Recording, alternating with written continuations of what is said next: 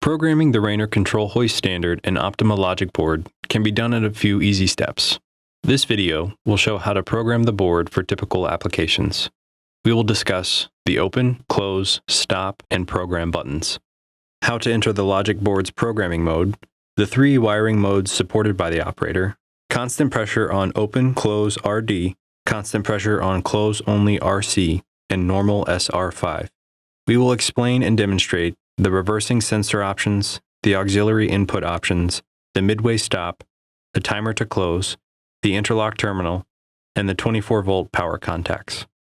For complete instructions and safety information, please consult the installation instructions.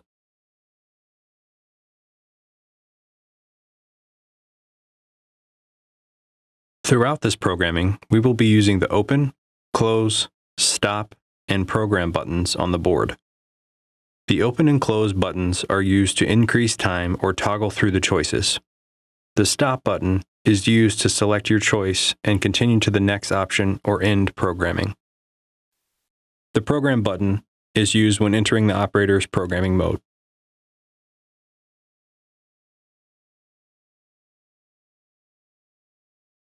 To enter the programming mode, locate the program and stop buttons on the logic board. Press and hold both the program and stop buttons for 5 seconds. After 5 seconds, programming firmware, followed by programming configuration, will display briefly on the LCD.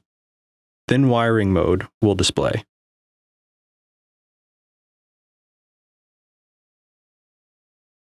There are three options to choose from in the wiring mode display: constant pressure on open, close RD, constant pressure on close only RC, and normal SR5.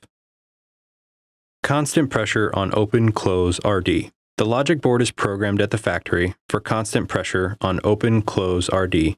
This wiring mode requires the user to apply constant pressure on the open or close buttons to operate the door. Constant pressure on close only RC. The constant pressure on close only RC wiring mode requires constant pressure to close the door and momentary contact to open and stop the door. Normal SR5. The third option, normal SR5 wiring mode, allows for momentary contact to open, close, and stop the door. Toggle using the open or close buttons to choose your desired wiring mode, then press the stop button to confirm.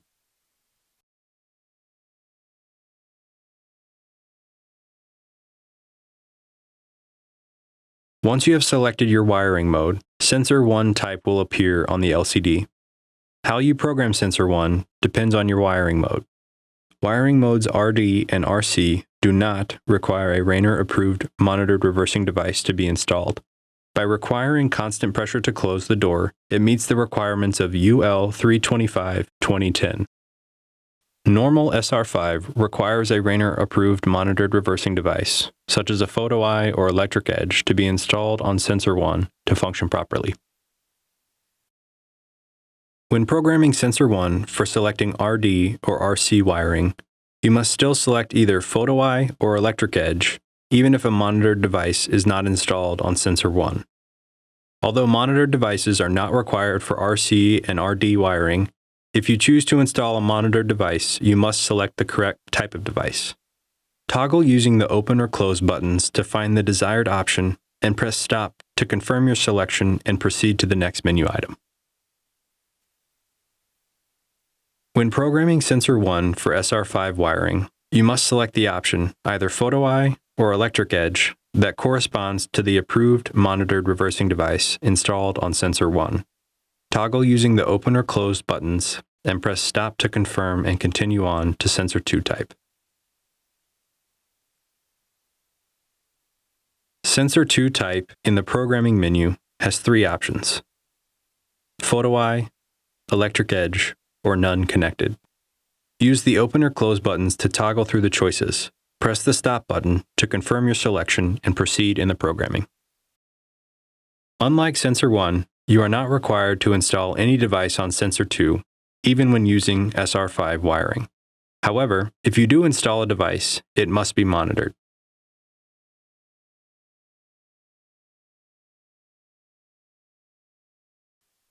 The next programming menu item, Auxiliary Input 1 type, has 5 options to choose from on the display: none connected, reversing NC, reversing NO, ventilation NO, and fire station NO.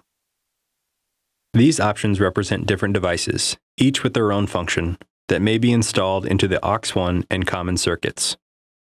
Please note, the aux and common contacts on the main board are for devices with dry contacts only, meaning no energy is being supplied to the contact. Do not run voltage through any aux or common terminals, as serious injury and board failure could occur. When programming the auxiliary input 1 type, again use the open or close buttons to toggle through the choices and press the stop button to select the installed type and continue to the next programming step. Let's look at each of the 5 auxiliary input 1 options in more detail.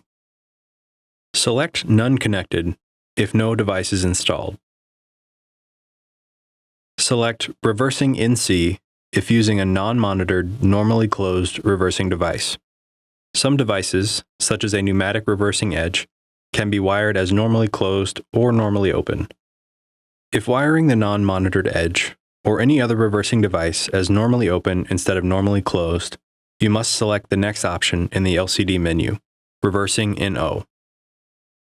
This is the correct choice when using a non-monitored, normally open reversing device. The 4th option, Ventilation NO, should be selected when using a normally open contact, such as a carbon monoxide detector, to open the door for ventilation. The door can be opened to a certain height by setting the open vent time. If the Ventilation NO option is selected, the distance the door will open to allow air in needs to be set. Continue past Auxiliary Input 2 type in the menu to find the display that reads Open Vent Time. The distance to be set is determined by the number of seconds the door will open. This is done in 1-second intervals from 3 to 30 seconds. Use the open or close buttons on the board to set the time. Press the stop button to confirm and continue to the next option.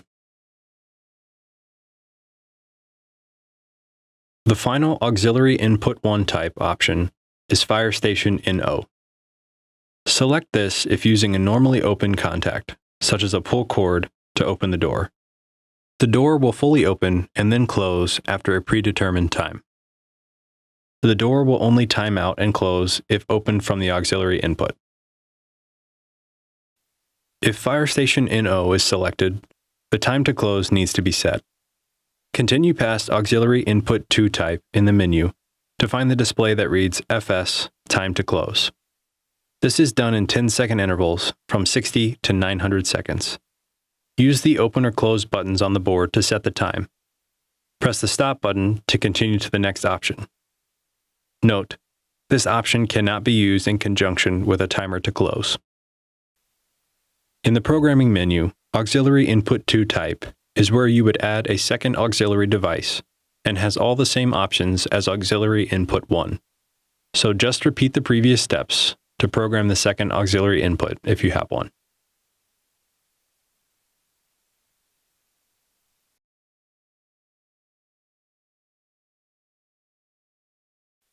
Continuing through the menu, Midway Stop allows the door to stop midway through the open cycle. If a midway stop is not required, select Off. If the midway stop is required, use the open or close button to select On. Press the stop button to continue. If a midway stop was selected, midway time will display. The distance is determined by the number of seconds the door will open. This is done in 1-second intervals from 3 to 30 seconds. Use the open button to increase time and the close button to decrease time. Press the stop button to continue to the next option.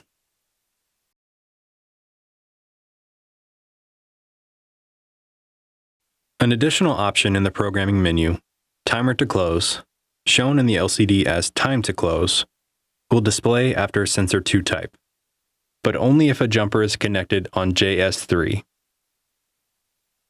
or a cutoff switch is wired to J3 and J4 of the logic board. When using the J3 and J4 terminals, you must not install the jumper on JS3. The time to close can be set from 10 seconds to 240 seconds at 1-second intervals using the open or close button. Press Stop to confirm your selection. Continue through the rest of the programming, selecting the correct options for Auxiliary Input 1, Auxiliary Input 2, and Midway Stop by toggling using the Open or Close buttons and pressing Stop to confirm until you exit out of the programming mode entirely.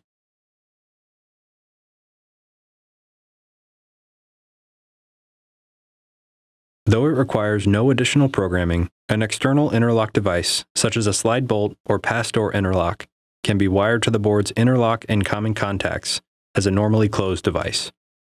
When an interlock switch is installed, the jumper on JS1 must be disconnected or the interlock device will not work properly and could result in injury or damage.